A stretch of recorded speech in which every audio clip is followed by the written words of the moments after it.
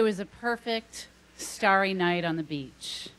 The lights were twinkling, the waves were lapping at the shore, and everything was just right, except me. I was a mess. I was in Goa, India, and what had brought me here were the events of the past few months. I had been living in Qatar. Have you guys heard of Qatar? Awesome. I used to have to pronounce it for everybody. I mean, the first time I heard Qatar, I was like, what? Are you talking about bug spray? I knew it as Qatar, Persian Gulf country between Saudi Arabia and Dubai. And I had moved there with my husband, and the idea was he was going to become a freelance foreign correspondent. But the only thing that he filed for was divorce. I'm going to tell you, not a great place to redefine yourself as a woman. Hence the title of the book, Hello, American Lady Creature. And that is a whole book, but that's not what I'm here to tell you about. What I'm here to tell you about is what came next. I went to India. So in my 20s, my boyfriend had drowned. He died, and just like that, he was gone. And I went on a shame spiral of drug addiction and alcoholism. And so now here I was in my 30s, and in a similarly abrupt departure, my husband had ended our marriage. And I thought, you know, I want to be the change I want to see in the world. So I went to India to study yoga and meditation. Little did I know, that was code for have sex with age-inappropriate partners. I did not know that. Apparently this little book called Eat, Pray, Love had come out while I was living overseas. And yeah, but to me, the idea of sex with random strangers was kind of like, you know, ripping off scabs as opposed to healing wounds. And I really wanted to heal. So, you know, in the morning, I'm going to these meditation classes. In the afternoon, I'm doing yoga. In the evening, I'm studying Sanskrit. I'm such a nerd. And, you know, it's this community of people, and we're all doing this yoga course, but I'm like going for the extra credit. And they were all so cute, but I was also exhausted. You know, most days I looked around at the people on the course and I felt like I could have given birth to them, and they were so young I could have given birth to them. But you know, I kept going. I kept going on, and then along came Sean. Now Sean was this pudgy Brit, and he had come into our little community to start to study yoga, and he had, you know, he had three things really going for him.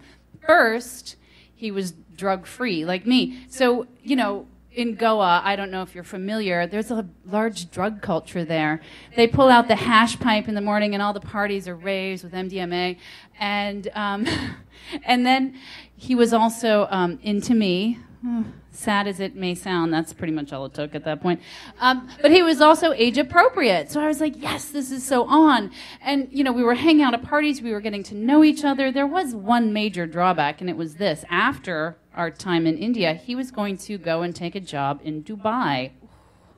That would be like heading right back into the belly of the beast. But I was like, well, maybe.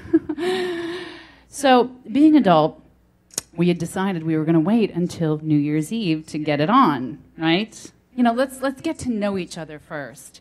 And so, you know, we're hanging out and things are looking good and we're moshing, which is Brit speak for making out. And then New Year's Eve comes. The course is over. One of the assistants on the course, Anna, has her boyfriend has come in and he's invited some friends from uni.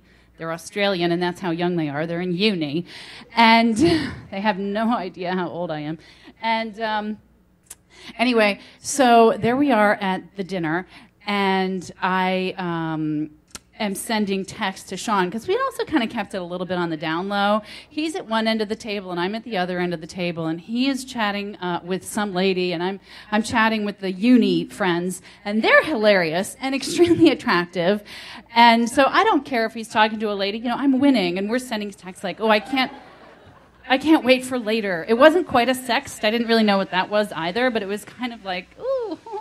Anyway, so we go off to the party, and we're it's this outdoor thing. It's on the beach, and everybody's dancing, and they're all on their MDMA, and I'm not, and you know, but I'm having a fantastic time because it could not be a more perfect night.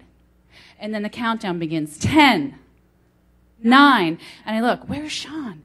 8, oh, there he is. 7, he's still talking to that woman. 6, he's making out with that woman. 5, you know, I didn't just get a divorce. I had no idea this divorce was coming. My husband had actually called me on the telephone to tell me he didn't feel like being married anymore. 5. And I'm thinking, when is it going to be my turn? When is somebody going to love me? When is somebody going to pick me? 4, 3. And then I remember, you know, this is crazy. I am here. I am surrounded by friends. It's a beautiful night. I'm not a mess. This is great. Who could ask for anything more? Look, if I was really into Sean, would I be putting off getting it on with him? I don't think so, right? 2,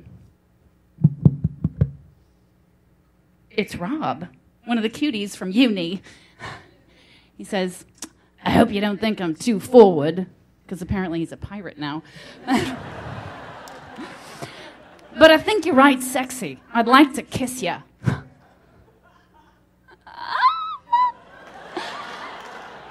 1, okay. So we're making out, and it's midnight, and I'm on the beach, and it just, it's perfect. And then the kiss ends, and he says, you know, I'd like to take you home. What?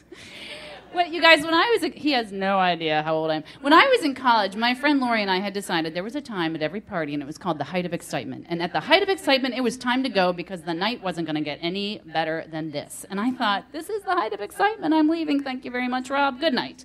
And so I leave, and I go off, and I find Anna and her boyfriend Liam, and I was like, oh, thanks so much for inviting me. I had such a great time. You're never going to believe. Your friend Rob, he just tried to take me home. And Liam looks at me and he goes, what? You're never going to meet a better-looking Australian. Go back and get him. And I thought, yeah, why not? I mean, why not? So I go back and I say, Rob, come on, let's go. Because I'm the adult, right? I put him on my scooter. I take him to my home. I don't know, 15 minutes later, come on. He did have an amazing body. I'm going to give him that much. He was like 22 years old. I had just turned 40. But you guys, seriously, 22. So I put him back on the scooter and I take him back to the party. I think maybe I'll meet somebody else. So we get back to the party and I see Anna and Liam and they're doing their dance and I'm like, hey. And Liam looks at me and he goes, you're a legend. And for the first time in a long time, I felt like one.